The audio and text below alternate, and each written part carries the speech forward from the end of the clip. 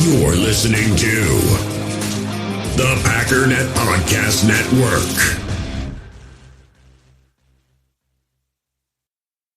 Or a tight end to open up somewhere between 6 feet and 9 feet, get an isolation with the linebacker. Tell the tackle to take the defensive end if he's over him, if he's not, to drive down on the first man to his inside. If the YN has the linebacker taken out, he cuts inside. If the YN has the linebacker in, he comes all the way around. If you look at this play, what we're trying to get is a seal here and a seal here, and try to run this play in the alley.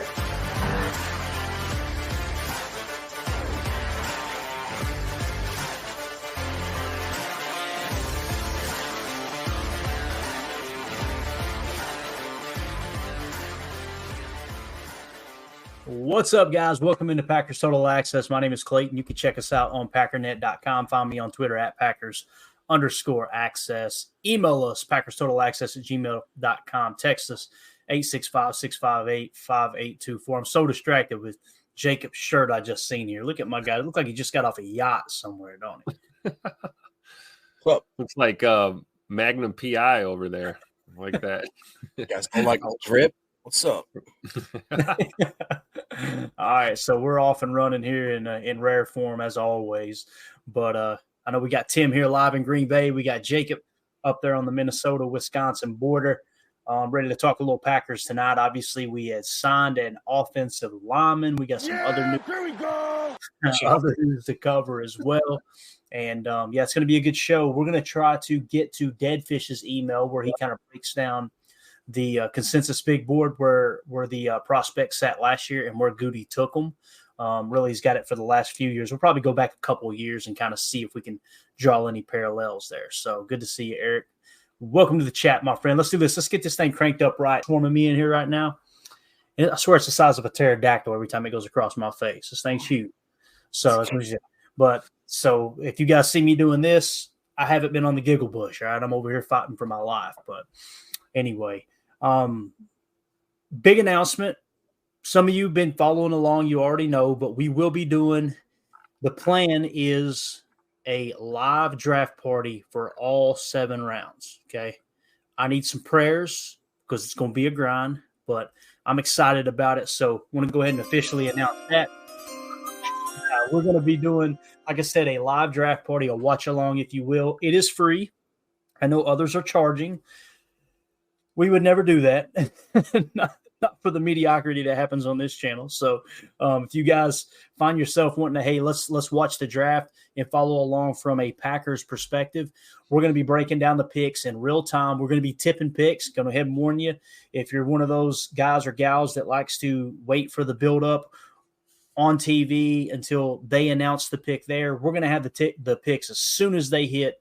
We're going to have Emilio here live in studio for day 2 there for the second and third round. I know Jacob and Tim, the plan is for them to be on with us the majority, if not all, the draft. We're going to have guys breaking down PFF grades. We're going to be looking at the live board. We're going to have my horizontal board, have access to it. We're going to have the consensus big board up, everything. So it's going to be an awesome time, just a way we can kind of follow along with the draft. And really, as the board starts to fall into place, go, okay, who's the best fits? We'll talk thresholds. We'll talk, like I said, the PFF rankings, all that good stuff. It's going to be a lot of fun. Now, one other thing I want to mention real quick is we're going to be doing the Paul Hornung autographed jersey giveaway. This is what the jersey looks like, okay? So you can see it's autographed by Paul Hornung. It's got the accolade sewn on, so it's got obviously his full name, Paul Vernon Hornung. It's got the Golden Boy, his nickname, 1957, round 1, pick 1, first pick in the draft that year. Super Bowl I champion, 4-time NFL champion, and 1986 Pro Football Hall of Fame inductee. So all that's sewn onto the jersey. It's exactly like the one I've got back here. So we're going to be giving one of those away on not one of the draft. We'll probably have some other giveaways too for the rest of the draft, but we want to kick things off right in that regard. So anyone who is a member of our Patreon group, okay, this is a way for us to give back to those who are supporting the show. We're going to basically put everybody in the Patreon group name on the wheel, the pinky wheel there, if you will. We'll get that set up for you guys and gals. We're going to spin that thing and give it away there during round 1. It's going to be a lot of fun. So Again, if you are interested in joining the Patreon group and supporting the channel, there's a link in the description of the video for that as well, or you could just go to Patreon and type in Packer Fan Total Access. Okay, it's all pretty much one word, Packer Fan Total Access. You'll see the group there. It's a really cool way for us to stay connected with those fans as well. I like to have the Patreon members kind of have access to that where they can message us directly, maybe have a topic for the show. We can ask the poll questions that we ask on Twitter, as well as throw them on there and get everybody's opinion. So we just wanted to mention about that giveaway. So Jacob, Tim, you excited about the draft party, man? Man, I'm fired up. I can't wait.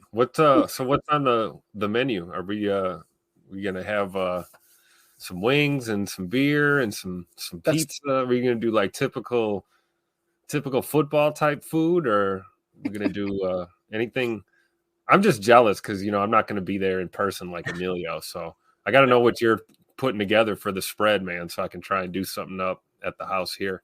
I sent a picture and a video of kind of the setup here in the studio. You guys seen it probably for the first time all the way around. It's a really cool setup here.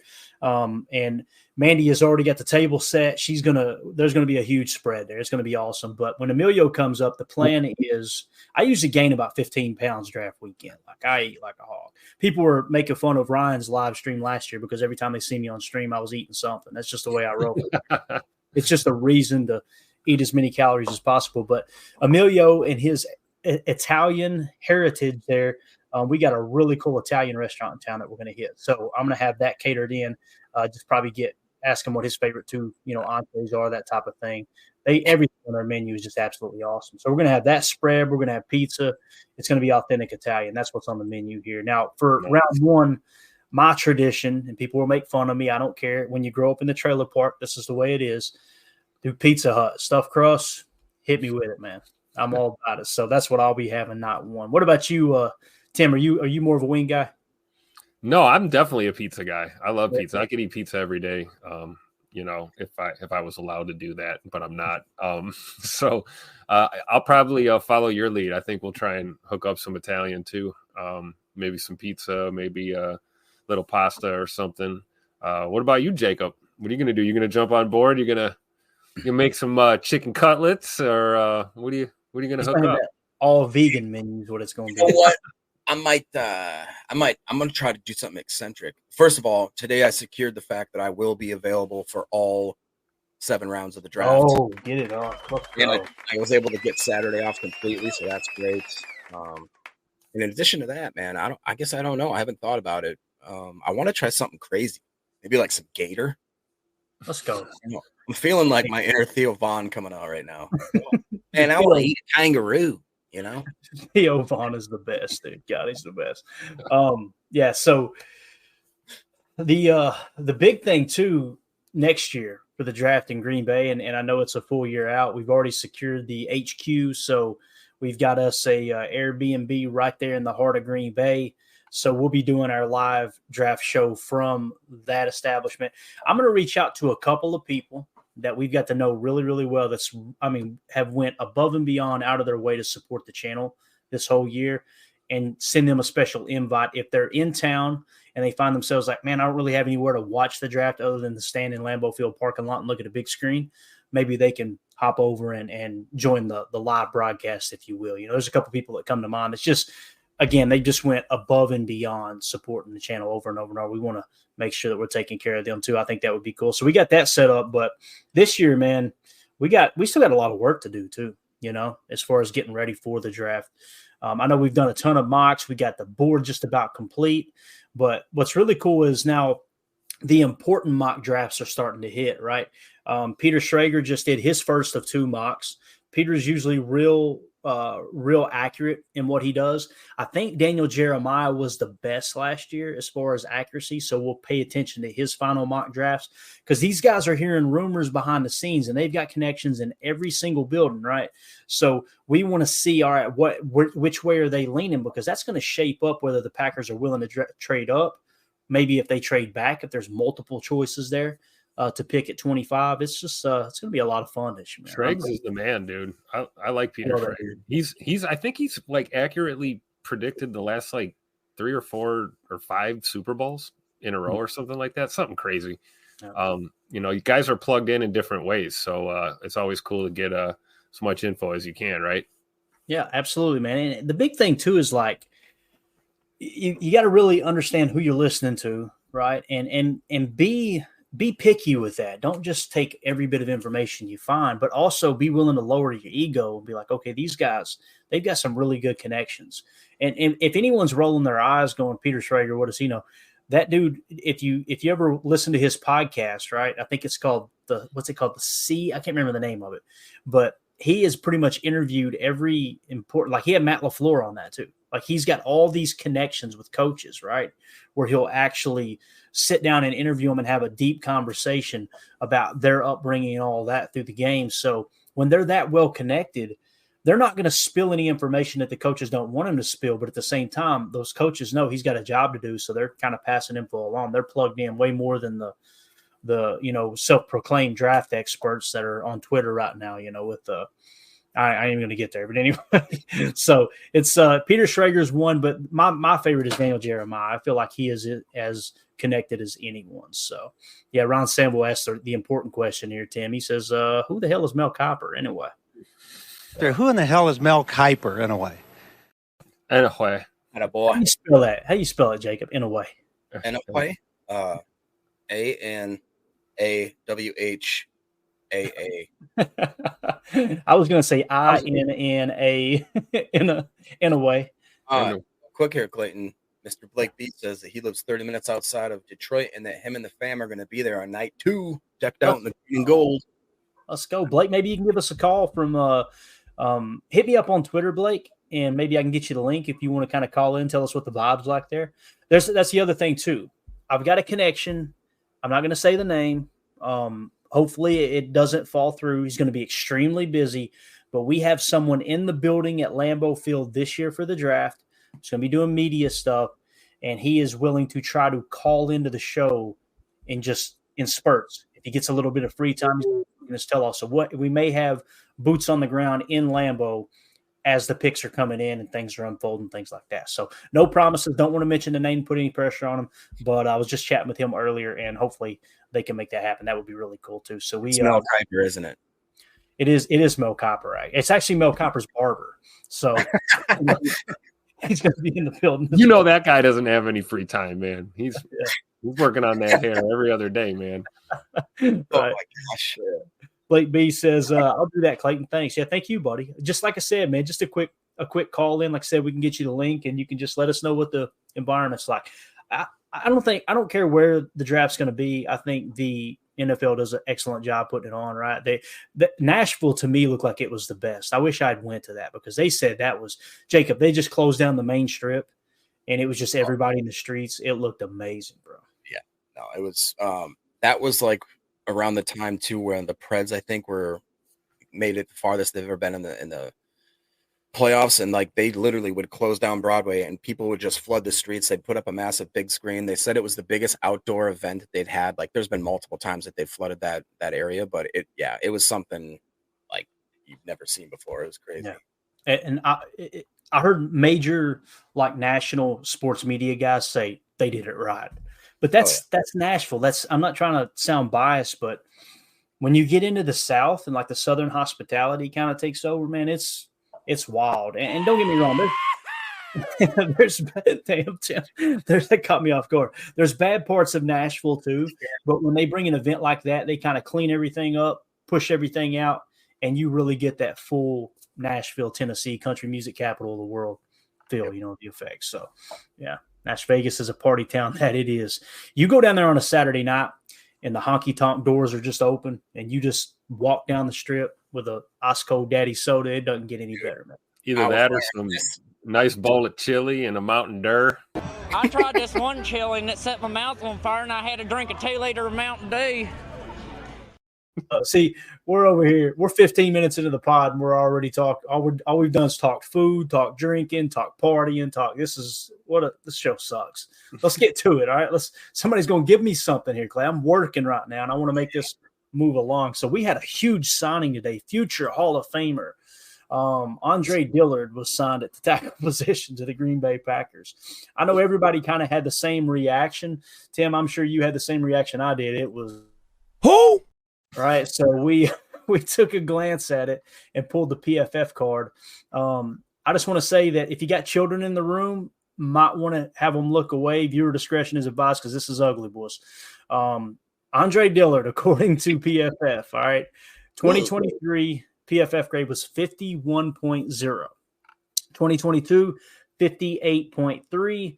2021, 69.6, not bad. 2019 was 59.7. So you're looking at a ceiling so far in his career. And again, PFF isn't everything, although people were posting the statistics about blown blocks, sack or pressure percentage allowed, all that stuff. It was not pretty.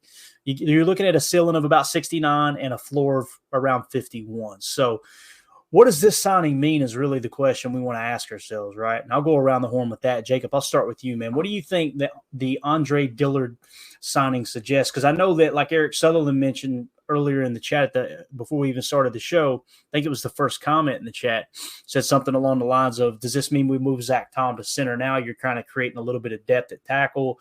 Are we reading too deep into it? I wouldn't be surprised if he doesn't make it out of camp, to be honest with you. It just doesn't look good to me. What do you think, Jake? He can't block. As Emilio would say, he can't block. That's what I think. I don't know, man. Me and Justin were chatting about it in our group chat, the opposite one that I cheat on you guys with. We were just thinking that, like, maybe it's one of those situations where we've looked at what we've done in the past, bringing in guys like Rasul, Devondre. That's a great point. Other people that at the time people were like, these guys they're washed. There's nothing left there. There's nothing in the tank, or maybe there was never anything there. Bring a guy like Dillard in, who he was a first round draft pick. He was picked 22nd overall. He had one decent year where you're like, okay, I could see maybe there's something there. I mean, the Packers, if they are making this signing with the expectations that, like, he's the floor of the absolute floor at our tackle position, and it frees us up to maybe go a different route in the draft, in a better position of need in their eyes, I'm okay with it. And even honestly, I'm okay with them just keeping him as a backup. If they are planning on plugging him in any way, then I start to really be like, what are you doing to me? Don't do this. Yeah, he's 6'5", 313, I think is what the card said. Yeah, so 315, yeah, pretty big old boy there. Tim, what do you think, man? What do you think we got in a Andre Dillard here, man? This is just like I don't know. If he was a quarterback, we'd call him a camp arm, right? I'm right with you. I think he's camp body, dude. Camp body. There you go. Which camp is that's not a knock. It's just, it is what it is. You gotta get bodies in there. We got to see what these guys are working with. I'm with Jacob. If he ends up, making the 53 for some reason, I guess it's depth, right? He's a backup tackle. Maybe he can play both sides. Maybe he's a swing tackle. Gives us some flexibility. Not necessarily just moving Zach Tom over to center hypothetically, but just giving us some flexibility on that line as you fight through, 17-game season. You're going to have injuries. Guys are going to be banged up. It's just part of football. So having a little extra depth doesn't hurt. But it starts by bringing a guy in early and seeing what he's working with, get him into camp, and see if he can play his way onto the team, right? Yeah, Jacob says, show me what you're working with, right, Jacob? Absolutely. Yeah. All right. So Coach Len, though, he said a great point. He says their whole O-line was a mess last year. Watch us develop them. The intangibles are there. I mean, you don't go first round if you don't have the skills to do that. You know what I mean? So yeah. The skills to pay the bills, man. So you see here, this was a consensus big board in 2019. He was the 19th prospect in the draft. So what it tells you is the Packers taking a flyer on him and saying, all right, let's get him for cheap, bring him in, see what he can do. They had a high draft grade on him. I guarantee you they had a first-round grade on him. So they're looking at it from that perspective. You never know, man. A fresh start. Again, PFF isn't everything. We got to say that. I don't mean to say that over and over, but it's important. Go ahead, Jake. Just look at this list right here, guys. This wasn't that long ago. Do you recognize any names on that list other than maybe Greg Little, maybe Jonah Williams? Yeah, Dalton. I mean, just really think about that. Yeah, these are all the tackles. Look at there, 292. That's nice. Yeah. That is wild, isn't it, man? Just saying, man. I mean, granted, that's a decent amount of time ago, but right. No, but it's important to look back at this stuff, man. And it's kind of what we're going to do with Deadfish's email here in a second. But yeah, Andre Dillard, he looked like he peaked at number 1, too. And you can kind of see. Now, check this out. This is a perfect exercise here. What do I always say? Like when I put the consensus big board information into my draft board, I always revert back to January, right? Because this is when the college football season wrapped up. Look where he was in January. Let's just start the 5th. He was ranked 97th, Yeah, wow. 59th, dropped down to 83rd, jumped back up to 59th, 57th, right? Went on January 29th, dropped down to 89th. And then look at this. What happened in February, I wonder, fellas? We all have smartphones, and we all know they're pretty amazing, but they also can be amazingly distracting, especially when we're around other people. So US Cellular wants us to reset our relationship with our phones by putting down our phones for $5. That's right, a company that sells phones wants us to put down our phones. And to see what we find, learn more at uscellular.com/built for us. Hey, it's Kaylee Cuoco for Priceline. Ready to go to your happy place for a happy price? Well, why didn't you say so? Just download the Priceline app right now and save up to 60% on hotels. So whether it's Cousin Kevin's Kazoo Concert in Kansas City, go Kevin, or Becky's Bachelorette Bash in Bermuda, you never have to miss a trip ever again. So download the Priceline app today. Your savings are waiting. Go to your happy place for a happy price. Go to your happy price, Priceline. Have you ever experienced turbulence on a flight and wondered why? And you can see all the terrain around you. You've got no issue with visibility or anything? No, everything's PG. Maybe you've sat on the tarmac for hours wondering why your plane isn't moving. Well, we're outside here. They're saying the ramp is closed. They won't let us park because of Air Force One. Listen in on the conversations between pilots and air traffic controllers on the Air Traffic Out of Control podcast. 512 Whiskey declaring an emergency. There's smoke in the cabin. I need to make a landing right now on 31 left. We have the most interesting, wild, and funny ATC recordings you will ever hear. Check out Air Traffic Out of Control wherever you listen to your favorite podcasts. Isn't that right about the time that the combine happens and you start getting measurables and people are getting ready? And look how he jumped. He literally, there was no football played, and he went from 89th to 35th. Yep. Right. And then he just did nothing but rise from there. I think he peaked right before the draft. The week of the draft, he had peaked at the 19th spot.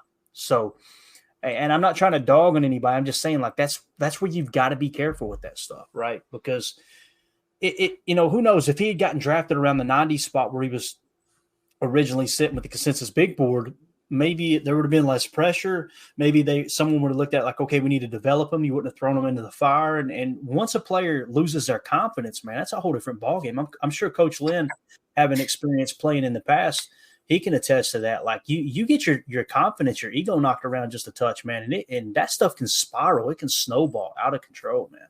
So Doug is Doug right here? He had a 9.81. Yeah.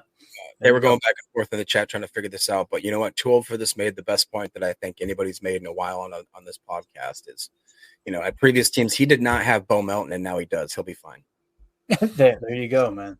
That is that's the secret sauce there, if you will. So, but on a more serious note, Coach Len says here that it's a good point to you, Clayton, and they still have that grade on them. And kind of people almost like a Bo Melton, where it's like, for whatever reason, one man's trash is another man's treasure kind of thing. It's possible that they saw him and they had them on their horizontal board at a point where they're like, yo, we got to get this guy right now. That's a possible first round draft pick that just got cut after 3-4 years, Yeah, definitely, man. So we'll see what he can do, man. Watch him come in and just light it up. Watch him compete at right tackle, win the right tackle spot. We kick Tom over to center and they both make the Pro Bowl. I would laugh my rear end. It would just be absolutely awesome. Again, we're wishful thinking, but it's just important to keep our finger on the pulse there. So is he just a right tackle? Let's see. How can we find that information? PFF would be the best way to do that, right, guys? Yep. Let me probably, yeah. You guys talk for a minute. Buy me some time here. I'm going to see if I can run that down real quick. Jacob, what do you think as far as the draft? Does this impact us taking O-line early in the draft? Probably not, right? I don't know. Like you said, it's the biggest point is that they get him in early to see what they can have. I'm sure they're going to work them out, evaluate them.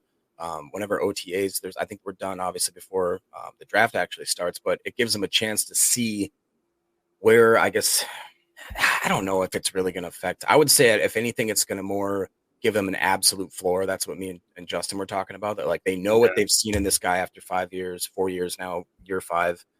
They know that he has peaked at like right around a 70. So like if he's actually hitting on all cylinders, he's a average guy. So like to have that average security blanket as your second or third string left tackle or right tackle or your swing especially tackle, if you're planning on taking a young tackle in the draft, right? Yeah, I agree. So I think it actually might be kind of smart, but I have to see what they're giving him. I'd have to imagine it's not that much money. All right, let's see here. I've got his PFF. Let's just pull up the site real quick and see if we can figure out where his snaps were. Let's see if we view his career and premium snaps. I think we should be able to find something here. Maybe not. Here we go. So last year in Tennessee, keep in mind, 2019 through 2022, he played for the Philadelphia Eagles, and then last year he played for the Titans. So last year, all 562 snaps were at left tackle. He played only 37 snaps, it looks like, in 2022, and they tried to move him around from left tackle, left guard, right guard. And then his rookie year, he played 276 snaps at left tackle, 34 snaps at right tackle. And it looks like 26 snaps he might have played like that extra tight end role. So not a swing tackle. Definitely a left tackle. More experience at left tackle, and possibly if he makes the roster and he becomes that swing tackle, he might be one of those guys that we put in on those heavy tight end sets because he had, like I said, like 20, 30 snaps in that row. It looked like what they referred to as ITE, and I'm sure that's what they meant, like a big I tight end type set. So we'll see though. Again, got to get the bodies in here and see what they can do, right? And what's cool is you sign him now, get him in here for the OTA stuff, let him get in there and start working out, let the offensive line coach get their hands on him a bit and say, all right, what is he going to be best at, right? So Dane Stromstad, a heavy supporter in the Patreon group. Appreciate you, Dane. You support us for a long time, buddy. We really, really appreciate you supporting the pod. He says Spoff and Wes, talking about Mike Spofford and Wes Hockowitz, mentioned that Goody tends to make sure he is not backed into a corner for the draft, way behind due to crappy cell service at Walmart. So got it, buddy. So he's a little bit behind, evidently shopping in Walmart. So that's a good point. Like, build the floor, man. Build the floor now with all these bargain discounts, right? Jacob, you're all about that, ain't you? We could tell with the shirt there, man. You just got to get those deals, right? I'm joking. I actually did get this at Walmart, and it's not very expensive. Like, believe it or not. What is that hat you got? I didn't even know what the logo is on that hat right there. It's old style, man. All right. Old style. Here. Every time you've ever seen somebody drinking an old style, you're always like, look at that distinguished gentleman. Love it. At least that's what I say. There is your Andre Dillard talk. All right, now let's get into what we were going to share from Deadfish. I'm really excited about this because this was a lot of fun, kind of looking into what he uncovered as far as where the Packers took guys in the most recent drafts and where they were on the consensus big board. All right, so we're just kind of walk down the line here real quick. I know I've got a few notes as well. I tried to do them in order, screwed it up a little bit. He has them in order. If you look at this, basically what you're going to be looking at, guys, I'll zoom in here. That number on the right is where we took him, right? And the number on the left is where he was on the consensus big board. So I'll try to read this off for the listeners on the pod so it makes a little sense here. So the first pick in the 2023 draft for the Green Bay Packers was Lucas Van Ness, okay? We took him in the 13 spot. He was sitting number 15 on the consensus big board the day of the draft. All right. With the second pick at the 42 spot, we took Luke Musgrave. He was sitting in the 50 spot. Okay, so we reached a little bit there. First two picks, we reached a touch. With the third pick for the Packers in the 2023 draft, we took Tucker Kraft. We took him at 78. He was sitting in the 78 spot. All right, so right there on the button. Jaden Reed, the fourth pick we took him with the 50th pick. And again, he's going in order of where they sit on the consensus big board. So it may seem a little confusing. I'm just going to go in the order he has them here, though. Okay. So Jaden Reed, we drafted at number 50. He was 89 on the big board. So we reached 49 spots according to the consensus big board. This is a prime example of the consensus big board is nothing more than an opportunity for media members and some people that we have a whole lot of respect for within the media, right? It's not just, I don't say that like as a derogatory way. It's just, let's take all this information. Where does everyone see these guys stacking up? It doesn't mean it's the, you know, the tell all end all, right? That, all right, this is the true value of this player. That's why I take the consensus big board and put it with a couple other websites and kind of make my draft board so you get a really well-rounded version of the consensus big board in a sense. So 49 spots they reached for Jayden Reed. I think everyone would agree, looking back now, probably a first-round talent in Jayden Reed. I'm going to get your all's take to get through the list here real quick, but up next, sitting at the 115 spot on the consensus big board, we took Carl Brooks at 179. So this is the first player, the fifth pick for the Packers here as far as where they sat on the consensus big board. He fell. How many spots is that, guys? Is that what, 64 spots? Am I thinking right? No? Math is hard. It really is. Yeah, it's 64, right? Yeah. So he fell. 64, that's pretty close to 65%. 65%. That's what That's right, Uncle Mark. So he fell 64 spots, and the Packers like, we can't pass up on this guy. Now, some people were going, well, why didn't we take him sooner? He was a really good pick. Like, he was a great ball player. RAS. Like, again, the big threshold talk and this and that. Some people pretend like it doesn't matter. Others pretend like it's just, oh my gosh, they'll never take a player that doesn't meet the threshold. Carl Brooks is one of those guys that had a low RAS. He lit it up, right? And I guarantee you that's why he fell, was because of that RAS. So not just the RAS specifically, but how teams look at the athletic scoring, right? So next is Kobe Wooden. He was sitting in the 150 spot. We got him at 116. So we have back-to-back picks, right? Actually, we reached on him. So we reached however many spots that is, Kobe Wooden. I think I got it wrote down here. We reached 34 spots, right? So a bit of a reach for Kobe Wooden. I personally think Kobe Wooden, the question's still out on him. Pretty good special teams play, right? Blocking kicks, things like that. But I'm still kind of I expected him to be the better of the two when it comes to him and Carl Brooks. Obviously, I was wrong. Carl Brooks is a dog. I think he's going to be one of the future defensive linemen for the Packers on the interior for sure. And we may go into a 4-3. Don't rule out them putting Carl Brooks on the edge like he played at Bowling Green, too. He was a big 300-pound defensive end at Bowling Green. What's that? So that's what John Schmidt saying here in the chat. Says Brooks was also a DT that played edge at small school at Bowling Green. Boom. Exactly. So, all right, next we got our man Dontavian Wicks. Now, there's the guy. It's hard not to get excited, man, when you see his name. And listen, there's some typos here. Deadfish had a couple daddy sodas. It's all right. It happens to all of us, right? Dontavian Wicks, 162 on the big board. We took him at 159. I mean, right there, just 3 spots, right? Just three marks away from being right on the button there, if I'm looking at that correctly, right? Yeah. So really, really close to where he sat on the consensus big board. And he just ended up being a stud. Grant Dubose was sitting in the 213 spot. We drafted him at 256, so he fell to us.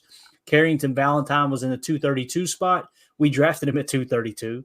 So that's the second player. It was right on the nose with the consensus big board. Here's your boy Brenton Cox Jr. He's got it Brandon Cox. Sorry, he meant Brenton Cox Jr. 245 on the big board. We got him undrafted, right? Anthony Johnson Jr., 253 on the big board. We took him at 253. So 3 draft picks right on the nose there as far as the consensus big board. Fingers crossed for Ant Johnson Jr. this year, guy that I've got my eye on in the secondary coming up behind Xavier McKinney. See how he develops in year 2. And we were talking about Andre Dillard, right? This is kind of one of those examples. You're talking about a 7th-round pick that was just thrust into a starting role, right? Yep.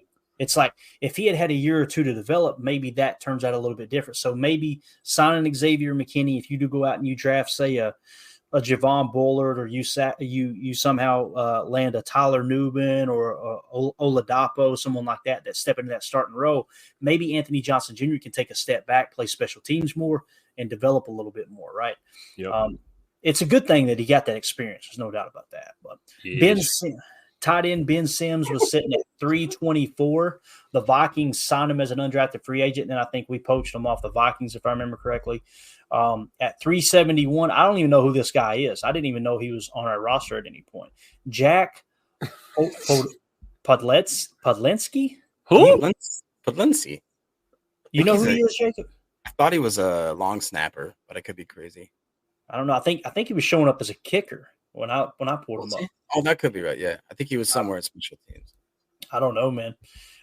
Anyway, Anders Carlson, 372. We got him at 372. That's pretty wild, right? Benny Sapp the third, sitting in the 376 spot. We got him as an undrafted free agent, obviously. Lou Nichols the third. This one was interesting. He was sitting in the 384 spot on the consensus big board. We took him at the 235 with the 235 pick, and obviously he had the injury settlement with the shoulder injury and is no longer in the league to the best of my knowledge. Sean Clifford, you want to talk about a reach here, fellas? This is what we were talking about on the pod, I think, when Carly asked the question last night, right? He was in the 423 spot on the consensus big board, and we used the 149th pick on Sean Clifford, which tells you what they really think of Sean Clifford. Malik Heath, 429. Yeah. We got him undrafted. So that is my favorite of the undrafted free agents right there. Malik Heath. Probably Malik Heath and Brenton Cox Jr. are probably my two favorites from the undrafted free agent pool. Absolutely. Jacob, when you look at this list, man, if you're trying to draw a parallel or trying to gain some kind of information for this year's draft, what sticks out to you here, man?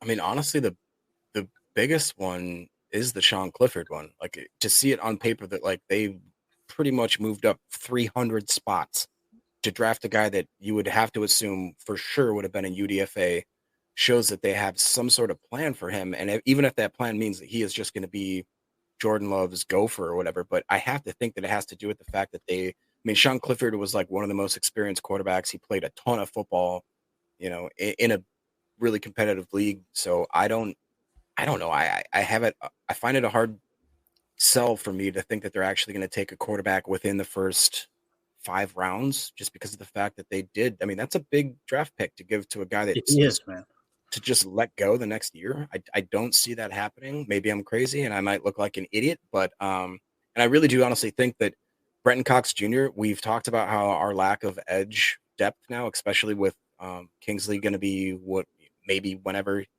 We don't know when he's coming back. And with Gary and Preston, we're just one injury away. With LVN is the only other really decent backup there. Like, I can see Brenton Cox Jr. actually starting to see, especially if it's just like a third down pass situation, maybe see more playing time. If he actually makes it 53, I'm going to get me a Cox jersey. There you go. Maybe it's because of the fact that, with Aaron's departure and then Jay Love obviously stepping up the rungs. I mean, who was behind Jordan Love, at the end of 2022? Who was behind Jordan Love? Do you even remember? Who was our third string quarterback? Going into that year, it's a great question because you signed Mr. Magoo after you won the MVP, right, of the USFL. Right. But that wasn't the third stringer. So they trade Rodgers to the Jets. We know we're moving Jordan up. Maybe the Sean Clifford move was like, oh my gosh, get us a quarterback. And clearly and not just they that, were high on him. One with a lot of experience, right, Tim? Like he played a bunch of college ball. Exactly. Yeah, exactly. That makes sense. The thing is, they could have had Danny Etling was the backup. There you go, Danny Etling. Okay. But the thing is they actually liked Danny Etling, and if they wanted to, they could have grabbed 25 bums. They could have signed Joe Flacco. They could have signed, you know what I mean? Guys. Well, I think that's why they moved on from Etling ultimately, is that he just kind of aged out. He was, not a spring chicken anymore, and we're going young. So, giggity. Yep. Sorry, that was Leo DiCaprio in the house there for just a second. He said we're going young, and Leo stepped in there with a giggity. Leo came in there like,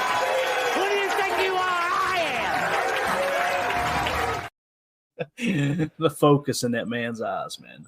The bowler, not Leo DiCaprio. Well, both, I guess. So here's what's interesting about Sean Clifford. We took him at 149. After him, we took Dontavian Wicks.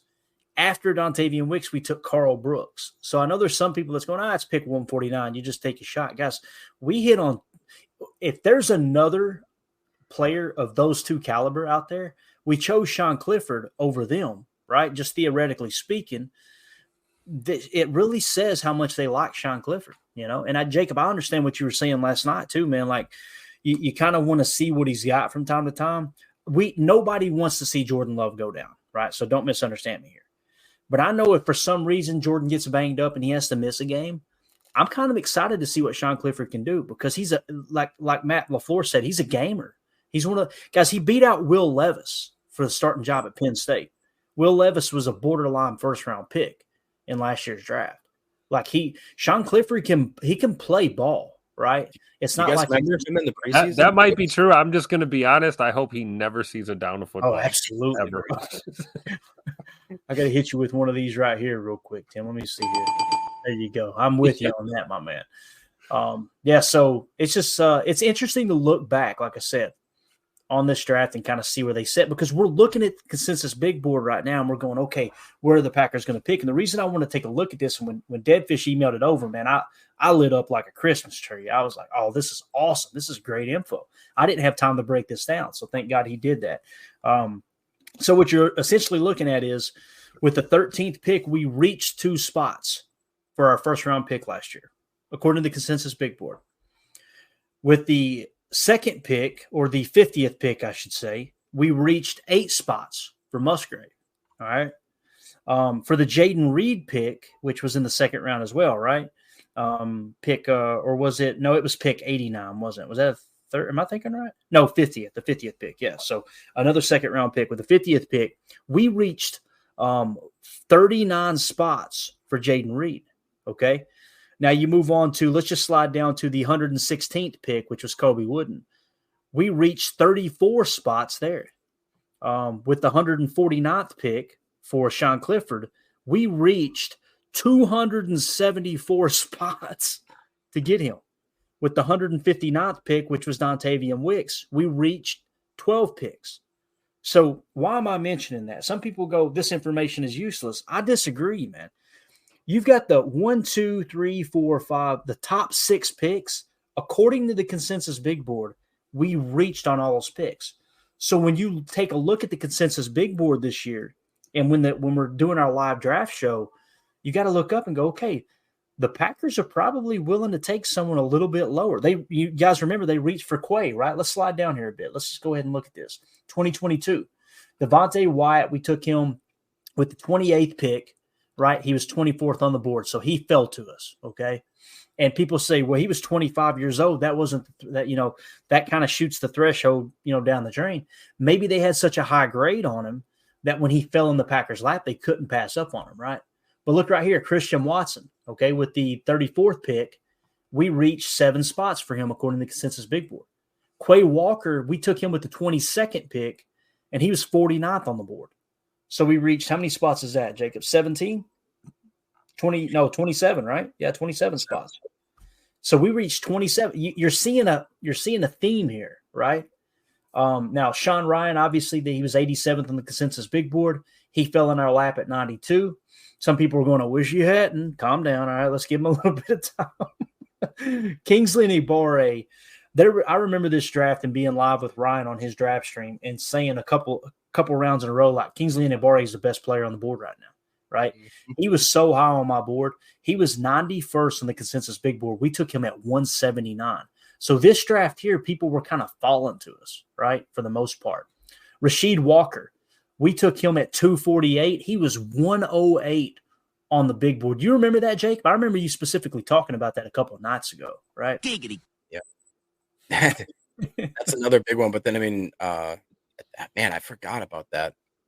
Yeah, that he was such a – I don't understand that really, why he ended up falling so far in that draft. But, hey, good. I think it might have something to do with how he treated an opponent on the tape there that one time. He went straight Quagmire on him. That's true. Yeah, I think they had to take a police report after that game. Exactly. Zach Tom, we took with the 140th pick. He was 119 on the board, so he fell in our lap. Romeo Dobbs, we took with 132. He was 121 on the board. He fell in our lap. Bo Melton, the Seahawks took him at 229, didn't they? And he was sitting in the 146 spot, so he fell. Samori Toure, we reached a bit. We took him at 258. He was 264 on the board. Luke Tenuta, obviously, was an undrafted free agent in the 328 spot. Tariq Carpenter, we took at 228. He was 342 on the board. I think the consensus big board had that one right. Caleb Jones, look at this. Good chance Caleb Jones is going to be our swing tackle this year. I think we would all agree there's a chance that happens, right? Undrafted free agent, he was 445 on the consensus big board. And then, of course, Jonathan Ford, the big boy in the middle there, defensive tackle, 234th pick. He was 455 on the big board. We all know why he got drafted, though. It was because he had that true nose tackle top build, right? So, Tim, what sticks out to you about this 2022 draft here, man, and kind of how the consensus big board fell? Tariq Carpenter, kind of a reach there, and a guy that we couldn't quite figure out what to do with. Linebacker, safety, we don't know. I think that experiment continues with him as he continues his journey through the NFL. So that one stood out. A little bit of a reach with Samori Toure as well. Toure is interesting to watch too, because he's kind of a guy that's gotten lost in the mix there in that wide receiver room. And maybe I was just, a year off. I thought he was going to have a year last year, and he kind of underwhelmed a little bit last season. So I'm looking for him to step up in this competitive wide receiver room this year and see if he can contribute a little bit more for sure. But Zach Tom, man, that was an unbelievable gem in that draft for sure. Yeah, and it wasn't even like Goody reached for him either. You know what I mean? Yeah. Like he literally he just fell right in our lap. Just a gift from the football gods. Yeah, exactly. Jacob, what do you think about this draft here, bub? Yeah, most obviously glaring, which I wish I could get back, was the Tariq Carpenter. I never really understood that when we got him, because if you remember, he was kind of too small to be a linebacker, too big to be a safety. Didn't really have any other kind of skills, it seemed like. I thought maybe they'd try to at least make him a special teamer guy, but the way that the roster ended up that year, he just kind of, ended up on the bubble. But then the other one that I want to highlight is just Bo Melton. Again, it wasn't our draft, but something happened in the draft where Bo Melton fell, nearly 80 some odd spots. And then the Seahawks, for whatever reason, had him on the practice squad, had him on the team, didn't like him, ended up cutting him. Packers, again, were able to look over, and I'm interested to see where the Packers had them. Did they rank him at 229, or was it more like 140? You know what I mean? Or maybe they even had him at like 120 or something like that. So they were stoked when he got released, and now look at him. So I think Bo Melton's playing with a chip on his shoulder, and it's kind of fun. Yeah, and Tariq Carpenter, if I remember correctly, he was right on the cusp of a 9 RAS. So maybe they looked at him like, hey, look, the athletic ability is too strong there. Wasn't he the one on draft night too? They showed him wearing a Packers shirt. Yep. Am I thinking wrong? Yeah. Yep. So that probably played a little role into it too. Let's be honest here, man. So Goody saw that RAS scar and was like, giggity. Exactly. All right. It's a good time to do this. We got a bunch of people in here, over 300 people watching right now. If you guys would do us a big favor, just take a split second here and hit that like button for us. If you like this type of content, go ahead and hit the sub button for us too here on YouTube. If you're watching on Twitter, on X, you could click on my profile here on Twitter and you'll see a YouTube link. Hop over there real quick and give us a like and a sub. We'd greatly appreciate it. It'll help boost the algorithm, help other Packer fans find this channel, find this content. And if you guys don't have plans for watching the draft live and you want to hop on with us and get kind of a Packers perspective for that draft, feel free to hop on here. Like I said, we'll be live for all 7 rounds. We're live on YouTube, X, and Rumble. And we're going to be doing some cool giveaways. Like I said, for our Patreon group, we're going to be giving away an autographed Paul Hornung jersey that night too. And this would be a good time to mention this. Ryan over at Packernet Podcast, where you can find this podcast and other great content if you're listening to stuff on the go, he's got a giveaway set up too. Make sure you guys and gals get entered into this contest. This is a lot of fun. This is really, really interactive here. Basically, Ryan Schlipp tweeted out, said, ready for the NFL draft? Join our game and win big. Predict players the Packers draft for a chance to win a $125 gift card, okay? And this is for a Brazilian steakhouse restaurant, okay? So you're going to get a chance to win a $125 gift card. It goes to, I think is he giving away 2, Jacob? Am I thinking right? Is that what you heard? Man, I think it's 2 lucky winners will be chosen. You can read a little bit further here. 2 lucky winners will be chosen. Don't miss your chance to enjoy a delicious feast at Fogo de Chao. Is that how you say that, Jake? It's 2 lucky winners or 1 really lucky winner that won twice because he entered his wife's name. Really lucky winner. You know what? Fogo's a nice restaurant too. So if you win, you got to get dressed up real nice. Make sure you wash your hands, wash your butt, man. That's it. That's all. But go to his Twitter page on X here and just type in @pack_daddy and you'll see this. He may have it pinned. If not, just scroll down till you see it and you'll see a Google Docs form there. Okay. And that's going to be the form that you fill out. Make sure you do that before the draft starts on night 1. And like I said, whoever has the most accurate guess at the Packers draft class there, you're going to, like I said, get you a good meal. And take Tim's advice too. Wash your hands, wash your butt, right? You can never do that too much here, especially in 2024. So, again, thanks to Ryan and thanks to the great folks over there at Fogo doing that giveaway there for sure. So, all right. Jacob, Tim, anything else you guys want to hit on here? We can scroll on down to 2021. We're at the 50-minute mark, so we got about 10 minutes. If you guys want to hit on a little bit further here. You had that prospect on the text thread. I don't know if we wanted to pull him up. Gotcha. Yeah, let's see if I can find him real quick. I started to work him up before we went live and we ran out of time, as we always do. That was Jalen Coker from Holy Cross, right? So, yeah, let me go. I've got 33rd team if you want to. Yeah, throw it up there, bud. Let's do it. So I forgot who sent this your way. This was this from the Patreon? This was on Twitter, actually. Let me give him a shout out real quick. It was in a DM. Chris Jacomet, I think is how you say it, Jacomet. Apologize if I butchered the name there. You'll get used to it listening to this joke of a podcast. But he's the one who sent it over, though. He said, really, he was in his mock draft. We took him at 245, and he said, really hoping we pick up Coker. Dude is a beast. Love his measurables, tape, interviews. Check him out if you haven't already. So go ahead, Tim. You hit on him. I'll pull up the PFF as well. Yeah, 33rd team says Coker is a well-built receiver with the route running, strong hands, and body control required to become reliable red zone threat, though he will need to prove that he can create consistent separation against NFL competition in order to reach his full potential. So he does have a tendency to get jammed up at the line of scrimmage a little bit. You can see that over on his, on the strengths and weaknesses breakdown here. 33rd team has him 187th overall and 25th as a wide receiver, grading out at a 5.9 right now. His strengths, though, says he dictates tempo and pace, uses all of his catch radius and route technician. So he is a sure-handed route running guy. So here's a guy. Like it. All right, cool. And I've got his PFF pulled up. You guys get ready for this. This is pretty wild here.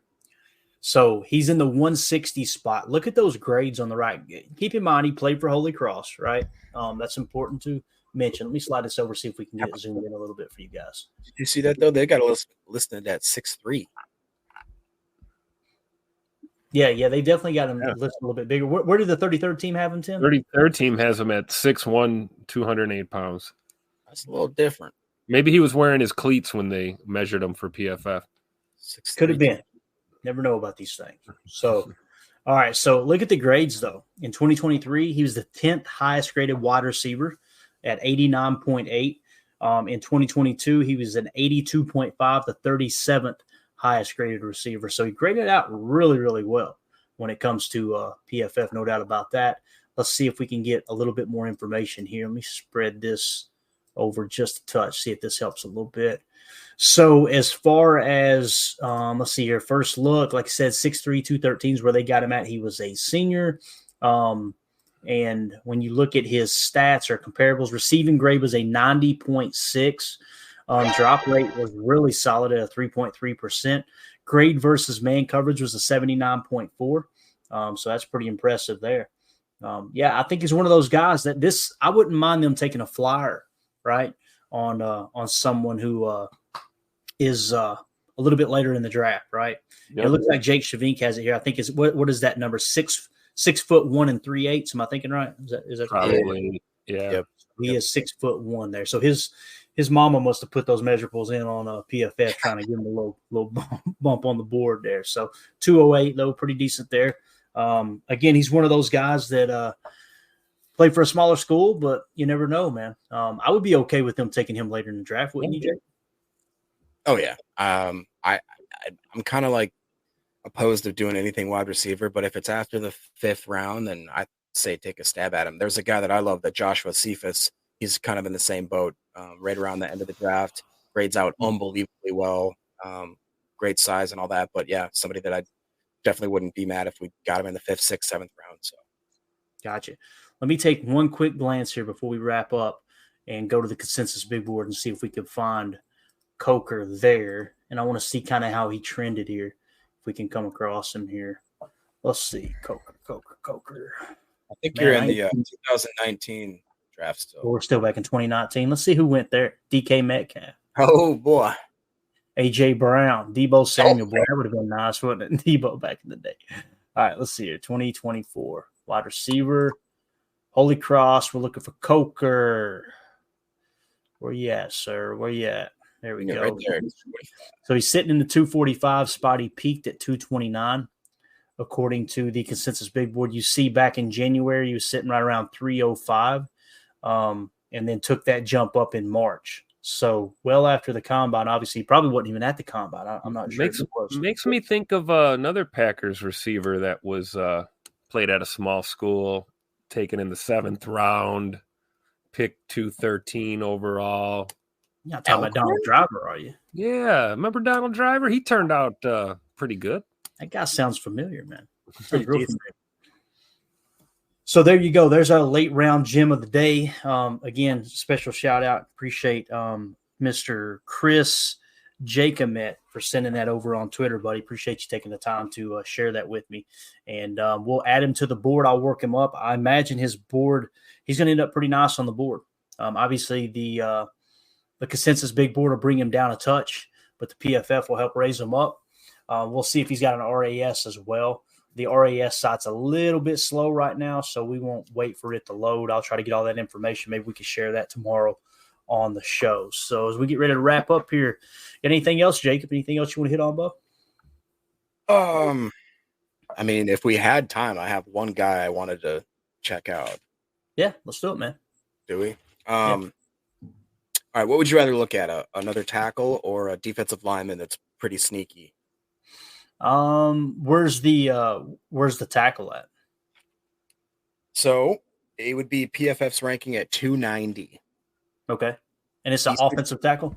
Yeah. Eastern Kentucky, Josiah Ezrahim. Okay. He only had 2 years of eligibility. His first year in 2022, he 61.2, not great, but in 2023, ended up with a 84.7, 0 sacks, 0 hits allowed. His run blocking grade was 84.3, 80.1 pass blocking grade. He ran really great in this, or blocked great in the zone for 86.5, and he's a true right tackle. So I was thinking, if we could find, there he is, 309, peaked at 133. What? Yeah, that's pretty interesting there. What happened, right? He's up 23. So look, here you go. In January. And you know what? That's a little more realistic than just right after the combine. You know what I'm saying? So they seen something in him there right at the end of the season. He went from 427 all the way up to 150, and then slowly went back down through February, right? About mid-February, he got down to 317, continued to sink, bottomed out at 370 again, then jumped back up to 287. And now he's sitting at what mark is he sitting at right now? 309 currently. That's pretty wild, man. I mean, look, he's right below Coker. That's the other Coker that people were talking about was Andrew Coker. Yeah. TCU guy. But also I've heard good things about Jeremy Flax. And, so yeah, I thought that may be a decent guy to take and plus look up there is Travis Glover. We've talked about him. So late round tackles that possibly could have a little bit of a, impact. Yeah, absolutely. 33rd team has him 320. Okay. 29th overall offensive tackle. So he could go anywhere from the 4th or 5th round to undrafted, right? Yeah. Somebody keep an eye on. Cool. And I'll tell you this about Eastern Kentucky, being from Kentucky and understanding like the demographic there. UK was like the pride and joy of Kentucky athletes. Everybody wanted to be a Wildcat. If you wasn't good enough to play for the Wildcats, you went to EKU, and it was a party school, let me tell you. So, our boy Josiah, he's up in Green Bay. We're not going to keep him away from the Oval Office. That's what I'm talking about. So got to be keep an eye on that guy. If you go to Eastern Kentucky University, you know how to do some keg stands. I promise you that. So, but yeah, I'll work him up, Jacob, because I don't think he's on my board. So we'll get him in. We'll get also Coker that our buddy Chris recommended. We'll get him worked into the board too. And anybody else, Tim, Jacob, anybody comes across, text them to me, and we'll slam them into the board here because we're coming down a stretch, man. We're less than a week away from round one. So it's 6 days and 23 hours from now, actually, if I'm looking at the clock correctly. So it's going to be absolutely awesome. Tim, you got anything else, Bo? No, man, just excited. I can't wait for the draft, dude. This is going to be great. We'll keep our eyes peeled on any of these last-minute additions to our list here for sure. Looking for some of those sneaky late-round values. Discount bin shopping with Jacob for sure. I love it. No, he's all about it. So, again, guys, make sure you're subbed to the channel, all that good stuff. So you can join us for the draft party. We're excited about hanging out all night and just it's going to be a good time. Like I said, going to have some special guests coming in too. We're going to be rapid fire with the information. It's going to be an absolute blast. What do you laugh? What did Eric Sutherland say in the chat? I can't put it in the chat, but it's hilarious. Is it Sutherland? Of course. Of course it's Sutherland, right? Yeah, Almighty, that's going. All right, we're out of here. This happens every time. He was in the pool. I was in the pool. It was shrinkage. Right. You can't say shrinkage without hitting them with this. Giggity. You know what I'm saying? All right, guys, we're out of here. Appreciate everybody hanging out with us. For those of you listening on the pod, thank you for making us a part of your day. There's a chance that we go live a couple times tomorrow. Depends on the weather. If I get rained out, I may just randomly go live mid-morning, early morning, something like that. And I'm thinking we're probably not going to do date night tomorrow night because we're expecting about 60 people here at the house on Saturday. So I need you guys to pray for me. Believe it or not, I'm an introvert. So when we throw these shindigs at the property, I just kind of hide. And Mandy gets mad. She has to find me over by the creek. I'm skipping rocks down by the water, trying to hide out. So y'all say a quick little prayer for me. Not going to be comfortable for old Clay Dog to this Saturday. So anyway, thanks for everybody hanging out with us. Jacob, Tim, thank you guys for your time, and it's always a blast talking ball with y'all. As always, the squad listen on the pod. Exactly. As always, let's go out and be the change we want to see in the world, and go Pack Go. The power sweep actually is the lead play in our offense. We ask our YN or a tight end to open up somewhere between 6 feet and 9 feet. Get an isolation with the linebacker. Tell the tackle to take the defensive end if he's over him. If he's not, to drive down on the first man to his inside. If the YN has the linebacker taken out, he cuts inside. If the YN has the linebacker in, he comes all the way around. If you look at this play, what we're trying to get is a seal here and a seal here. Try to run this play in the alley.